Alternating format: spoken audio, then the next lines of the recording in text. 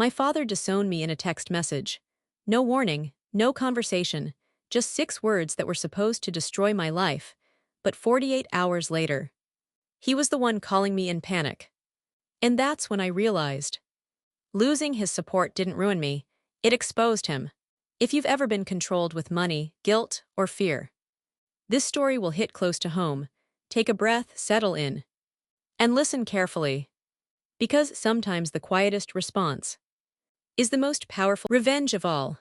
My phone buzzed while I was standing in the grocery store checkout line. Nothing dramatic, no warning, just a quiet vibration in my hand. I looked down, expecting a reminder. Or maybe my mom asking if I needed anything. Instead, it was my dad. One message. I disown you, talk to my lawyer. All lowercase. No explanation, no emotion. For a moment I couldn't breathe. The lights above me hummed. A baby cried somewhere behind me. The cashier waited. But my body didn't move. Because that text didn't just hurt, it erased me. I read it again. And again. Disown you, talk to my lawyer, no why. No, let's talk. Just done. My chest felt tight. My fingers went numb.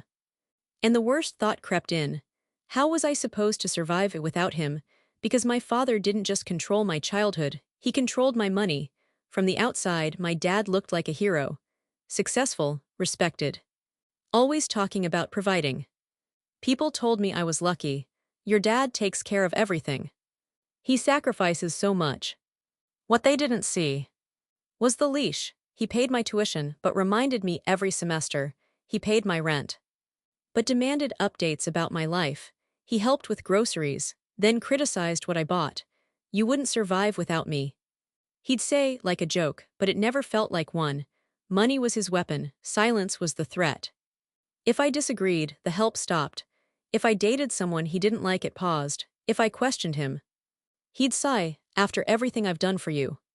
So I learned to be quiet, careful, grateful. I swallowed my opinions. Smiled through discomfort. Because in my family, love came with conditions.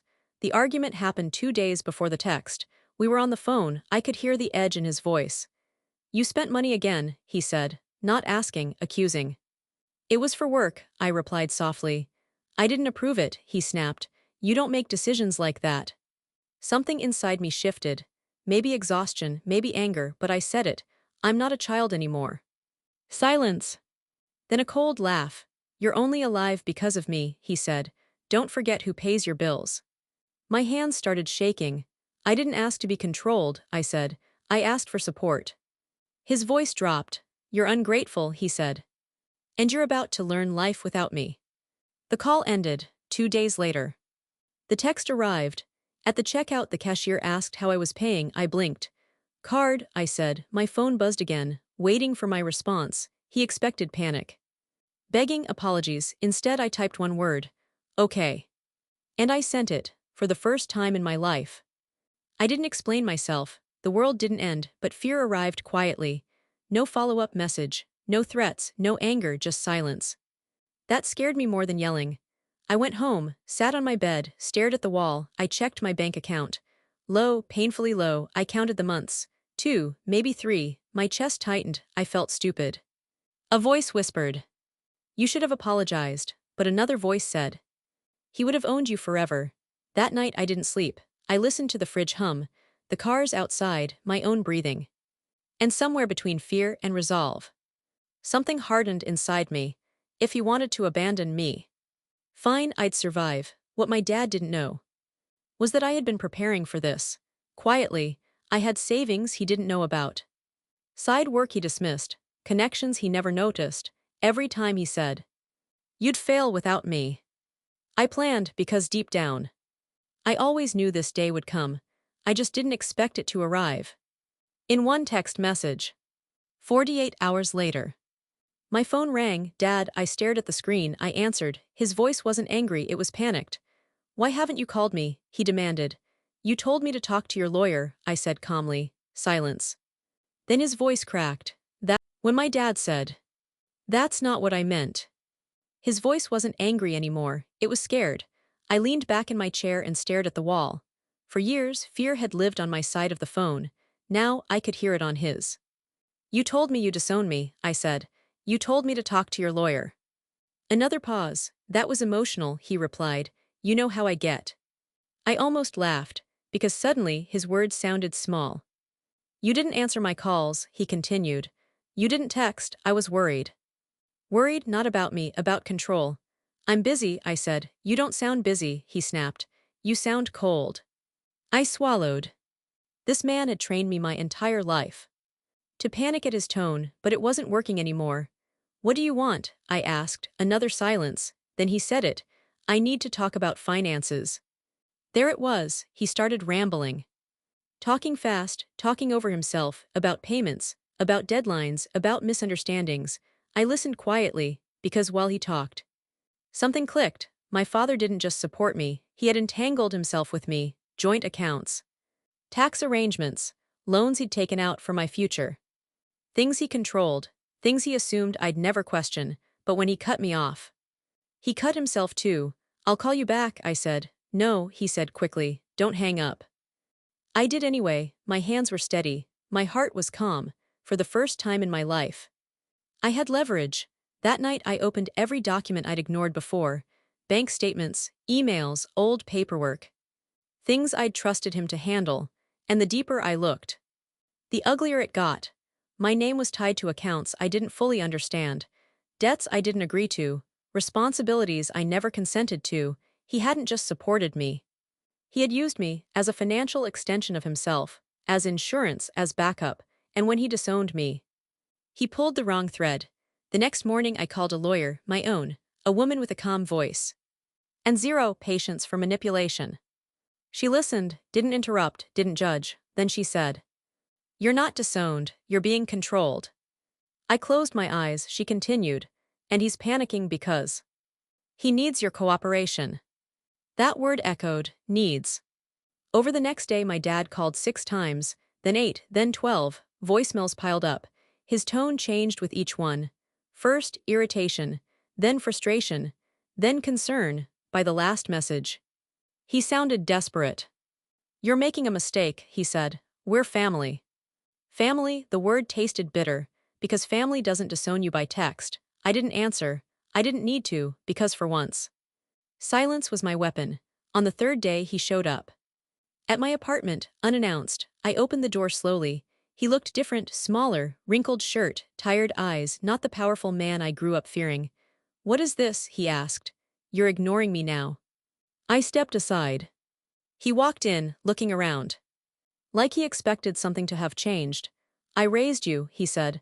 "I paid for everything." I met his eyes, "And you reminded me every day." His mouth tightened. "I was teaching you responsibility."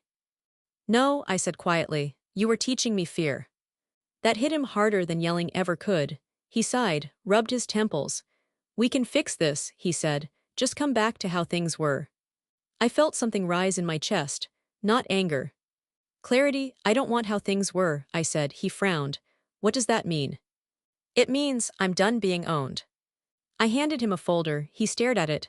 "What's this?" "My lawyer's contact information," I said. "And documentation." He opened it, his face drained of color. "Why would you do this?" he asked. I thought about that. About the nights I cried silently. About every decision I second-guessed. About the constant pressure to be grateful. "You disown me," I said. "I just accepted it." His voice rose. "You're doing this to hurt me." I shook my head. "I'm doing this to free myself." He stood up abruptly. "You think you can survive without me? You think you're strong now?" I smiled, not big. Not cruel, just calm. "I already am." He left without another word. The door closed softly behind him, and for the first time, the apartment felt quiet, not heavy, peaceful. Later that night my phone buzzed. One last message from him. "We can still fix this." I stared at the screen. Then I deleted it because the revenge wasn't loud. It wasn't dramatic, it wasn't public, it was something much worse. It was irreversible. I took back my name, my finances, my future. And the man who tried to control me lost everything he thought he owned. I thought the silence would be the hardest part. I was wrong. The hardest part was watching the truth catch up to him, because once my lawyer stepped in, things moved fast. Too fast for someone who was used to controlling the pace. The first email came from his lawyer. Polite, carefully worded, urgent. They wanted clarification. They wanted cooperation. They wanted me to be reasonable. I forwarded it to my lawyer and said nothing. Because for the first time in my life, I didn't owe my father a response. Within days, the cracks started showing. Accounts were frozen. Payments were questioned. Documents were requested. Things he'd handled quietly for years were suddenly under scrutiny, and without my signature, without my compliance. Nothing moved. My dad called again. This time he didn't yell, he begged. "You don't understand what you're doing," he said. "You're putting me at risk." I closed my eyes. I thought about all the times I'd been afraid of disappointing him, all the times I'd swallowed panic. Because I didn't want to upset him, now he was afraid. "I understand exactly what I'm doing," I said. "You're ruining this family," he snapped. "No," I replied. "You already did." That's when he changed tactics. He started telling people, relatives, family, friends, anyone who would listen, that I'd turned cold, that I was ungrateful, that I'd been manipulated. I heard about it secondhand. People texting carefully, asking if I was okay, asking if something was wrong. I didn't defend myself, because I didn't need to. The truth was louder than his version. Then the calls stopped. Not because he accepted it, because reality hit. He hadn't planned for independence, mine or his. He'd built his financial structure, assuming I would always comply. Always sign, always agree, always stay quiet, and now everything was unraveling. A month later, my lawyer called me. Her voice was calm, satisfied. "They're offering a settlement," she said. I laughed softly. A sound I didn't recognize at first, a laugh without fear. "What kind?" I asked. She told me, and for the first time, I felt something close to justice. The agreement was simple. My name would be removed from everything I never consented to. No shared accounts, no hidden obligations, no financial leverage. In exchange, I walked away clean. No drama, no court spectacle, just freedom. When my dad realized what that meant, he showed up again. This time he didn't knock. I opened the door anyway. He looked older, not just tired, defeated. "You planned this," he said quietly. I shook my head. "No," I said. "I survived it." He stepped closer. "I gave you everything," he whispered. I met his eyes. "You gave me money," I said, "and used it to control me." His jaw clenched. "You're throwing away your family." I felt something settle in my chest. Not sadness. Acceptance. "I'm choosing myself," I said. He waited. For guilt. For hesitation. For the daughter who used to fold. She didn't show up. The settlement was finalized 2 weeks later. I signed the papers with steady hands. No shaking. No tears, just relief. When it was over, I went outside and sat in my car. And cried. Not because I lost him, but because I finally understood. I never had him. The aftermath was quiet. No more random transfers. No more controlling texts. No more threats disguised as concern, just space. And in that space, I grew. I moved to a smaller place. Paid my own bills, built my life slowly, carefully, proudly. Every dollar I earned felt like proof. Proof that I was never weak, just trapped. Months later, I heard about him, how he'd lost touch with me, how he didn't understand what went wrong. How he told people he'd done his best. I didn't correct them. Because my closure didn't need an audience. The revenge wasn't watching him fail. It was watching myself succeed. Without fear, without permission. People think revenge is loud. They imagine screaming matches, public humiliation, someone winning. That wasn't my revenge. My revenge was peace. Months passed. No calls, no messages, no sudden demands disguised as concern. For the first time in my life, nothing was hanging over my head. No fear of disappointing him. No anxiety about money. No pressure to perform gratitude, just quiet. And in that quiet, I found myself. One evening my phone buzzed. An unknown number. I almost didn't answer, but something told me to. "Hello," I said. His voice came through, older, softer. "I don't have much time," he said. "I just wanted to hear your voice." I closed my eyes. "I'm okay," I replied. He hesitated. "I didn't mean to hurt you," he said. "I thought I was protecting you." I thought about that, about how control can wear the mask of care. "You hurt me," I said calmly, "but I'm not carrying that anymore." There was a long pause. "I don't know how to talk to you now," he admitted. I exhaled. You don't have to, I said. We're done. Not angry, not bitter, just honest. He didn't argue, he didn't threaten for once. He listened. I hope you're happy, he said. I am, I replied, and I meant it. The call ended, and something inside me finally let go. I used to think closure came from apologies, from understanding, from someone admitting they were wrong. I was wrong. Closure came from choosing myself, from walking away. Without needing permission, I built a life he'll never control. I make my own money. I make my own decisions. I sleep without anxiety. And every time I hear someone say, "But he's your father," I smile because they don't know what it cost me to become free. The lesson isn't about revenge, it's about boundaries, about realizing that love should never feel like a debt. That support should never come with fear attached, that one word I sent. Okay. It wasn't weakness, it was the moment I stopped fighting and started winning. If you're listening to this and you feel trapped, if someone controls you with money, guilt, or fear, know this: walking away is not failure. Sometimes it's the bravest thing you'll ever do. People ask me if I regret it, walking away, standing my ground, and the truth is, I only regret not doing it sooner.